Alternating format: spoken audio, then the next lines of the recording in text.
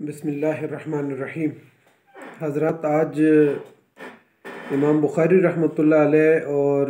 امام ابو العباس احمد بن عبد اللطیف الزبیدی ان کے حالات زندگی کے حوالے سے مختصراً بات کریں گے۔ امام بخاری رحمۃ اللہ علیہ کا جو اصل نام ہے ابو عبداللہ محمد بن اسماعیل ان کا نام ہے، اور یہ 19 جولائی 810 عیسوی میں پیدا ہوئے۔ ان کے والد بھی ایک محدث تھے جن کا نام اسماعیل ہے، یہ بھی ایک محدث ہے اور امام مالک رحمۃ اللہ علیہ کے شاگردوں میں سے ہیں۔ لیکن نبی صلی اللہ علیہ وسلم کی احادیث کی جانچ پڑتال اور جمع و تدوین اور ترتیب میں جو مساعی اور جو کوشش امام بخاری رحمۃ اللہ علیہ نے کی، اس کو ساری دنیا کے محدثین نے خراج تحسین پیش کیا۔ نبی اکرم صلی اللہ علیہ وسلم کے دور میں اور پھر اس کے بعد جو علمی لوگوں نے پیدا ہونا ہے، اس کے بارے میں قرآن مجید نے بھی پیشن گوئی کی، اور پھر اسی طریقے سے خود نبی اکرم صلی اللہ علیہ وسلم نے بھی فرمایا۔ مثال کے طور پر سورہ جمعہ میں اللہ تعالیٰ نے ارشاد فرمایا، وَآخَرِينَ مِنْهُمْ لَمَّا يَلْحَقُوا بِهِمْ وَهُوَ الْعَزِيزُ الْحَكِيمُ۔ سورہ جمعہ کی آیت نمبر 3 میں یہ بات بتائی گئی کہ نبی صلی اللہ علیہ وسلم کی جو بعثت ہے وہ ظاہر اس دور کے لوگوں کے لیے بھی ہے، اور اس کے بعد جو آنے والے لوگ ہیں جو ابھی نبی امت کے ساتھ ملے نہیں ہیں، تو بعد میں آنے والوں کے لیے بھی نبی اکرم صلی اللہ علیہ وسلم کی بعثت جو ہے ان کے لیے بھی ہے۔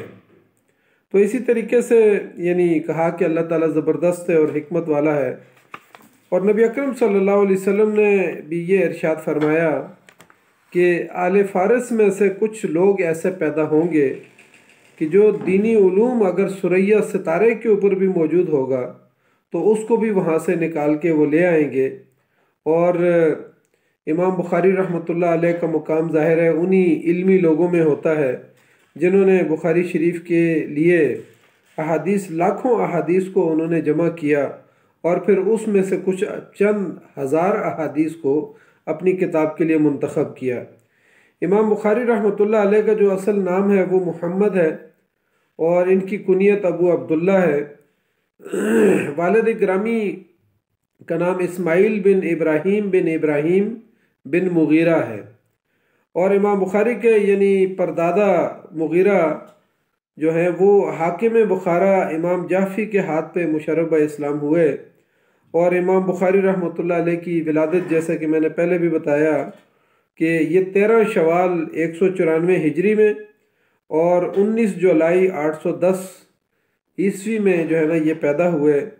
اور جمعہ کا دن تھا اور ظہر کی نماز کے بعد ان کی پیدائش ہوئی۔ امام بخاری رحمۃ اللہ علیہ کی فقاہت اور ثقافت اور امانت اور دیانت کا ایک واقعہ علامہ عجلونی نے لکھا ہے کہ ایک مرتبہ امام بخاری رحمۃ اللہ علیہ نے ان کی ایک فقاہت تھی اور ثقافت تھی، اور اسی طرح ان کی امانت اور دیانت میں کسی قسم کا شک و شبہ جو ہے نا وہ دنیا نہیں کر سکتی ہے۔ تو علامہ عجلونی نے ایک واقعہ لکھا ہے کہ ایک مرتبہ امام بخاری رحمۃ اللہ علیہ سفر میں تھے اور وہ سمندر میں سفر کر رہے تھے، تو اسی طریقے سے کشتی میں سفر کر رہے تھے، تو ان کے پاس جیب میں 1000 اشرفیہ تھی۔ تو انہوں نے اپنے قریب دوست کو جو ہے نا جو یعنی ساتھ بیٹھے ہوئے تھے ان کو بتایا کہ میرے پاس 1000 اشرفیہ ہیں۔ تو ظاہر ہے اس کی نیت خراب ہو گئی، اور کچھ دیر کے بعد جو ہے نا وہ سو گیا، اور سونے کے بعد جب اٹھا تو اس نے شور مچانا شروع کر دیا۔ تو کشتی والوں نے پوچھا کہ کیا مسئلہ ہے، تو انہوں نے کہا کہ میری 1000 اشرفیاں گم ہو گئی ہیں۔ تو بالآخر یہ فیصلہ ہوا کہ کشتی میں جتنے بھی لوگ سوار ہیں ان کی تلاشی لی جائے۔ اب جب تلاشی لینا شروع کی تو امام بخاری رحمۃ اللہ علیہ فرماتے ہیں کہ انہوں نے آہستہ سے وہ جو تھیلی تھی اشرفیوں کی وہ سمندر میں ڈال دی، اور اس کے بعد جو ہے نا سب لوگوں کی تلاشی لی گئی، لیکن کسی کے پاس بھی جو ہے نا وہ 1000 اشرفیاں نہ نکلی۔ تو بالآخر لوگوں نے ان کو ملامت کیا کہ تم نے خواہ جو ہے نا لوگوں کو تکلیف دی۔ تو اسی شخص نے امام بخاری رحمۃ اللہ علیہ سے پوچھا کہ وہ جن اشرفیوں کا تم نے تذکرہ کیا تھا وہ کدھر ہیں؟ تو امام بخاری رحمۃ اللہ علیہ نے فرمایا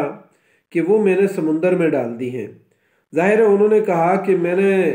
جو ثقاہت کو اور فقاہت کو اور امانت اور دیانت کو کمایا ہے، میں 1000 اشرفیوں کی وجہ سے یعنی اپنے اوپر چوری کا الزام نہیں لے سکتا تھا، تو اس وجہ سے میں نے ان اشرفیوں کو سمندر میں ڈال دیا۔ امام بخاری رحمۃ اللہ علیہ نے اپنی کتاب کا نام، امام بخاری شریف کا جو اصل نام ہے، وہ نام جو ہے تفصیلی جو ہے الجامع المسند الصحیح المختصر من امور رسول اللہ صلی اللہ علیہ وسلم و سننہ و ایامہ، یعنی اس کا تفصیلی پورا نام جو ہے وہ یہ ہے۔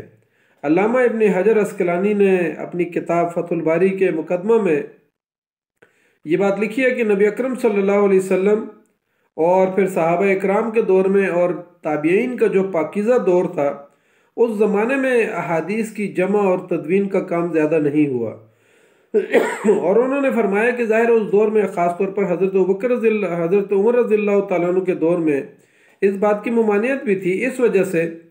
کہ کہیں ایک مسلم شریف کی ایک روایت کے اندر بھی یہ بات آتی ہے کہ محض اس خوف کی وجہ سے کہ کہیں قرآن مجید اور احادیث کا متن آپس میں گڑبڑ نہ ہو جائے، اس وجہ سے جو ہے نا یعنی وہ لوگ اس دور کے صحابہ اکرام اور پھر تابعین نے جو ہے نا اپنے حافظے سے کام لیا اور تمام احادیث کو جو ہے نا یعنی انہوں نے حفظ کیا ہوا تھا۔ لیکن پھر تابعین کے دور کے بالکل آخری دور میں احادیث کی جمع اور تبویب اور تدوین کے اوپر جو ہے نا کچھ کام شروع ہوا۔ احادیث کی تدوین کا جو باقاعدہ کام ہے، جس کے بارے میں مشہور ہے کہ خلیفہ عمر بن عبدالعزیز کے دور میں احادیث کو جمع کرنا، ان کی تدوین کرنا، ان کو جو ہے نا ابواب کے اندر رکھنا، اور اس فن کو بطور یعنی فن کے طور پر جو ہے انہوں نے اس کو متعارف کروایا اور احادیث کو اسی دور میں جمع کیا گیا۔ یہی وہ دور تھا، دراصل اس کی ضرورت اس لیے پیش آئی کہ یہ وہ دور تھا کہ جس کے اندر بہت سارے اہل بدعت نے من گڑت احادیث نبی اکرم صلی اللہ علیہ وسلم کی طرف منسوب کرنا شروع کر دی تھی۔ ان حالات میں طبقہ ثالثہ کے لوگ اٹھے اور انہوں نے یعنی احکام کو جمع کرنا شروع کیا، اور خاص طور پر مثال کے طور پر امام ابو حنیفہ رحمۃ اللہ علیہ نے فقہ کی تدوین کے لیے نبی اکرم صلی اللہ علیہ وسلم کی جن احادیث کو جمع کیا تو وہ خود فرماتے تھے کہ میرے پاس صندوق کے صندوق بھرے پڑے ہوئے ہیں، یعنی اتنی زیادہ انہوں نے فقہ کی تدوین کے لیے اتنی زیادہ احادیث کو جمع کیا تھا۔ یہی وہ وقت ہے کہ جس میں امام مالک رحمۃ اللہ علیہ نے موطا امام مالک کو تحریر کیا، اور اس میں اہل حجاز کی جو قوی احادیث تھیں ان کو، اور اسی طریقے سے اقوال صحابہ کو اور اقوال تابعین کو انہوں نے اس میں جمع کیا۔ یہی وہ دور ہے جس میں ابو محمد عبد الملک بن عبدالعزیز بن جریج نے مکۃ المکرمہ میں، اور عبداللہ سفیان بن سعدی سوری نے کوفہ میں، اور ابو سلمہ حماد بن سلمہ دینار نے بصرہ میں احادیث کو جمع کیا اور ان کی تدوین کی، اور اس کام کے اوپر خصوصی طور پر ان لوگوں نے توجہ دی۔ بسم اللہ الرحمن الرحیم۔ حضرات، امام بخاری رحمۃ اللہ علیہ کے ہم حالات زندگی پر بات کر رہے تھے، تو رات طبیعت خراب ہونے کی وجہ سے اس کو مختصر کر دیا تھا۔ تو بات یہاں تک پہنچی تھی کہ دوسری صدی کے آخری عرصے میں مسند امام احمد بن حنبل، مسند امام اسحاق بن راہوے اور مسند امام عثمان بن ابی شیبہ اور مسند ابو بکر بن ابی شیبہ وغیرہ اس زمانے میں تحریر ہوئیں۔ ان کتب میں ظاہر ہے اس زمانے کے اندر یعنی احادیث کی چھان پھٹک تو نہیں ہوتی تھی، لیکن اس میں صحیح اور حسن اور ضعیف تمام قسم کی احادیث ان کتب کے اندر موجود ہیں۔ لیکن امام بخاری رحمۃ اللہ علیہ نے یہ فریضہ سر انجام دیا کہ انہوں نے بخاری شریف کے اندر صحیح احادیث کو جمع کیا، جن کے اندر کسی قسم کا کوئی سقم جو ہے وہ موجود نہیں تھا۔ امام بخاری رحمۃ اللہ علیہ خود فرماتے ہیں کہ جب میں اپنی کتاب کے اندر کوئی حدیث درج کرتا تو اس سے پہلے وضو کرتا، 2 رکعت نفل پڑھتا اور بسا اوقات میں غسل بھی کرتا۔ تو اس طریقے سے انہوں نے کہا کہ میں نے 6 لاکھ احادیث کو جمع کیا، اور ان میں سے پھر امام بخاری رحمۃ اللہ علیہ نے بخاری شریف کی احادیث کو ترتیب دیا۔ علامہ ابن عدی اپنے شیوخ کی ایک جماعت سے وہ نقل کرتے ہیں کہ امام بخاری نے بخاری شریف کے جو تراجم باب قائم کیے ہیں، یا جس کو ترجمۃ الباب یا عنوانات کہا جاتا ہے، یہ جو قائم کیے ہیں یہ حجر اسود اور محراب رسول صلی اللہ علیہ وسلم یا ممبر رسول صلی اللہ علیہ وسلم کے درمیان بیٹھ کر، یعنی ریاض الجنہ کے اندر انہوں نے اس کو تحریر کیا ہے۔ امام بخاری رحمۃ اللہ علیہ کا ان تراجم باب سے جو مقصود تھا وہ یہ تھا کہ ایک تو یہ ہے کہ ان بخاری شریف کے یعنی ترجمۃ الباب کے نیچے تمام جو ہے نا صحیح احادیث کو درج کیا جائے،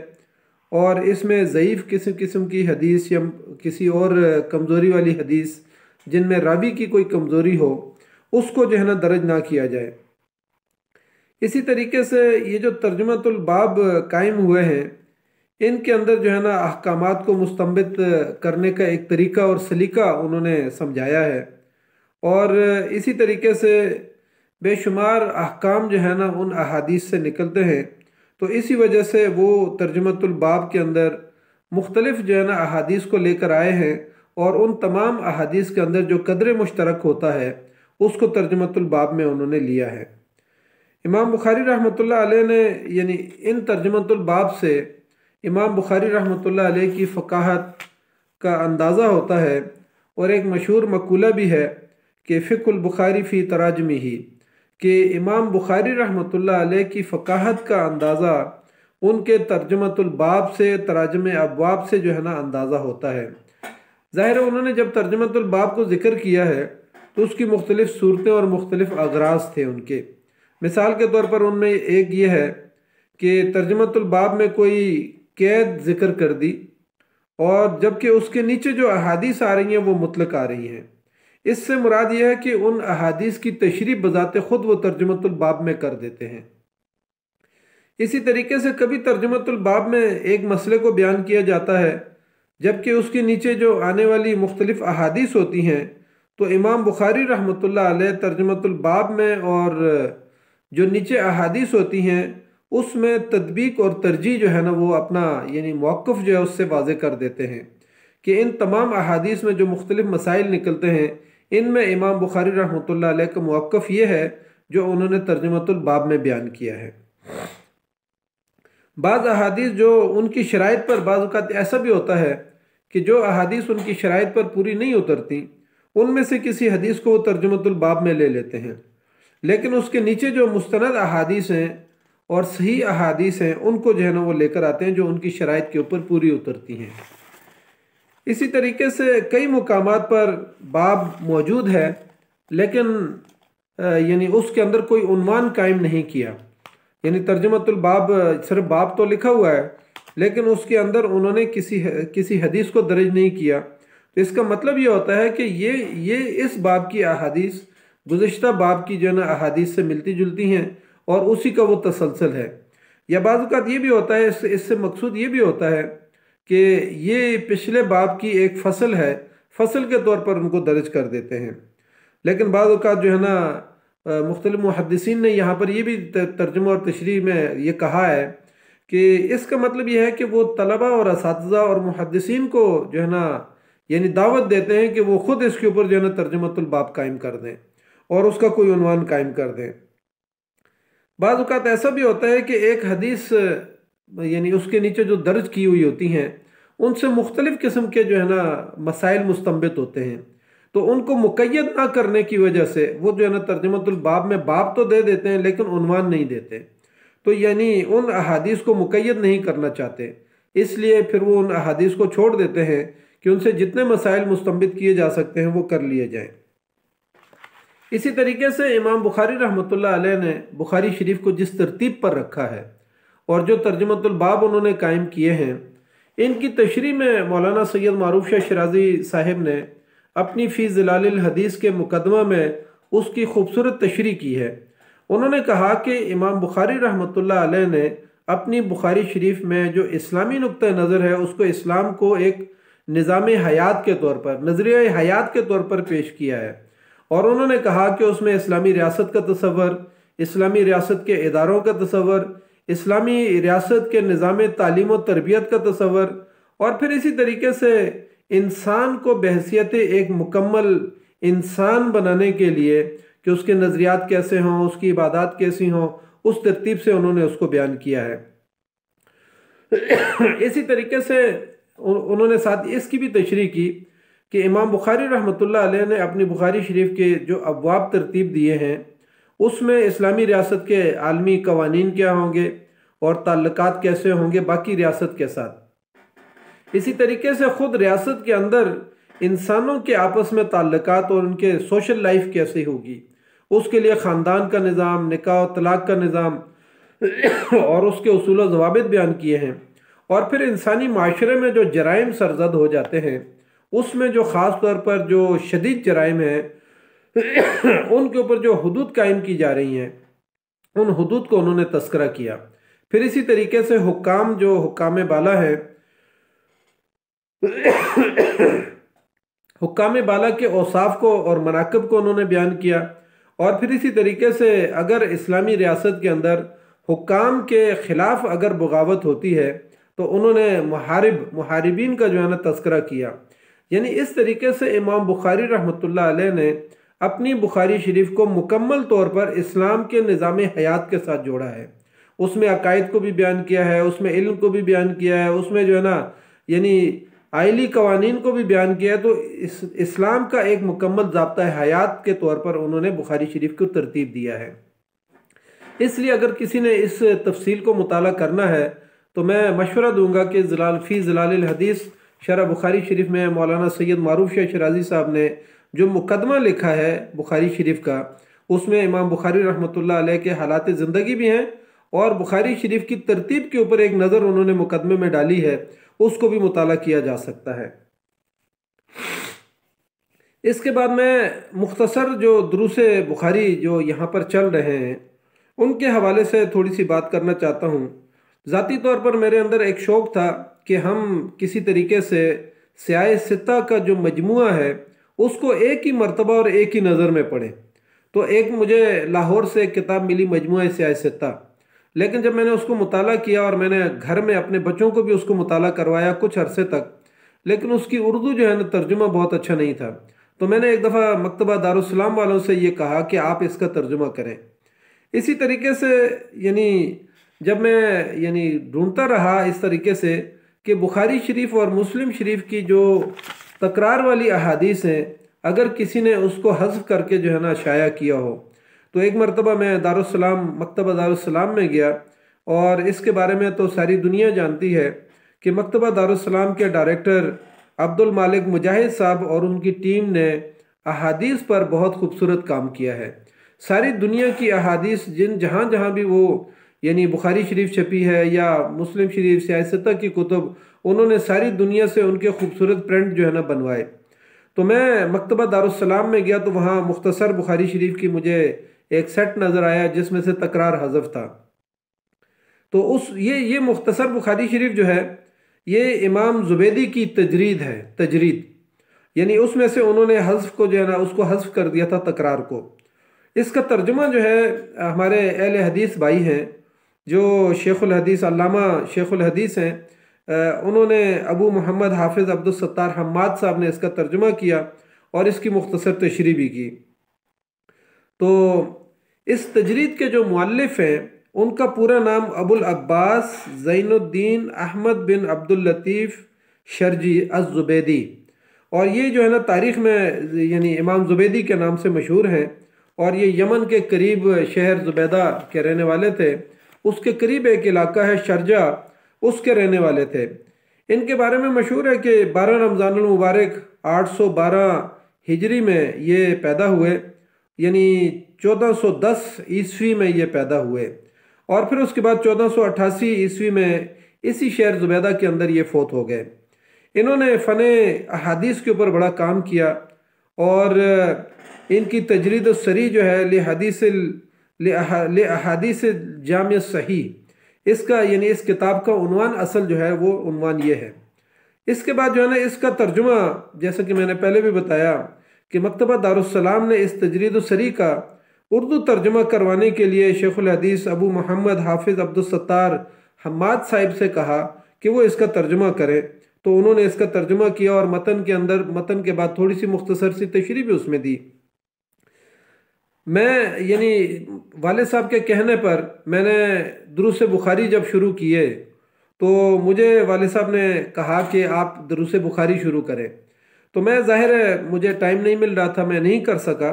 لیکن جس وقت ہمارے ادارے جامعہ ظلال القرآن کی جامع مسجد کا افتتاح ہوا، جو مولانا سید معروف شاہ شرائطی صاحب نے اور محترم سراج الحق صاحب امیر جماعت اسلامی پاکستان نے اس کا افتتاح کیا، تو اس کے بعد کچھ عرصہ مجھے جامعہ ظلال القرآن کے اندر رہنے کا اور قیام کرنے کا موقع میسر آیا۔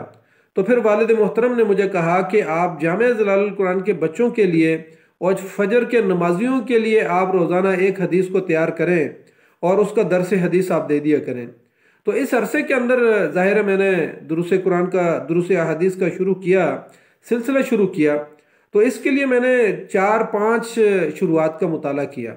اس میں سب سے پہلے میں فی ظلال الحدیث شرح بخاری شریف جو مولانا سید معروف شاہ شرائطی صاحب نے لکھی ہے والد محترم نے، تو میں اس کو مطالعہ کرتا۔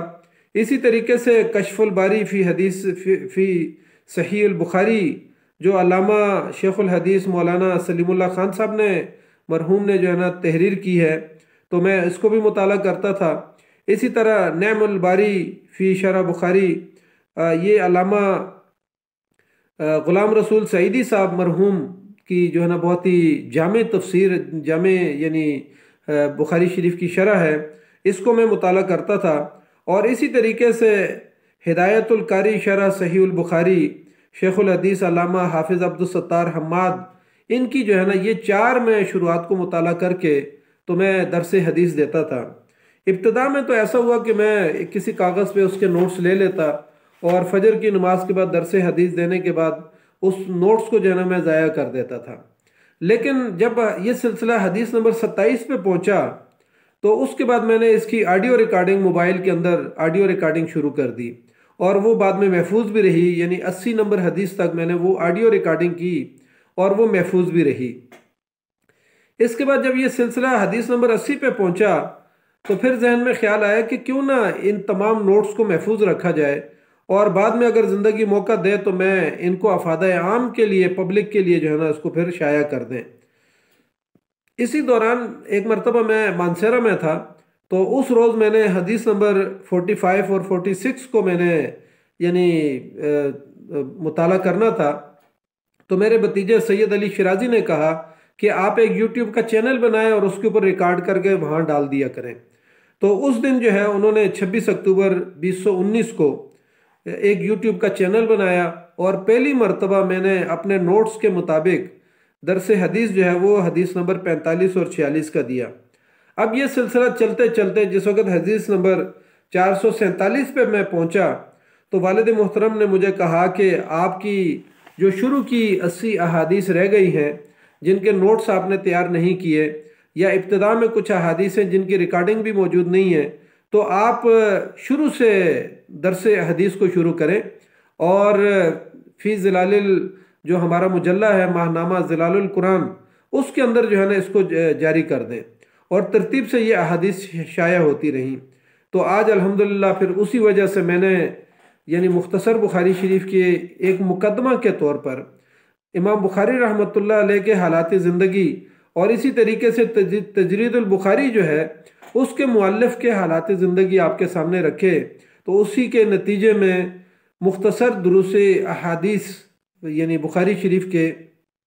اس کا پس منظر بھی ہمارے سامنے آ گیا۔ تو میں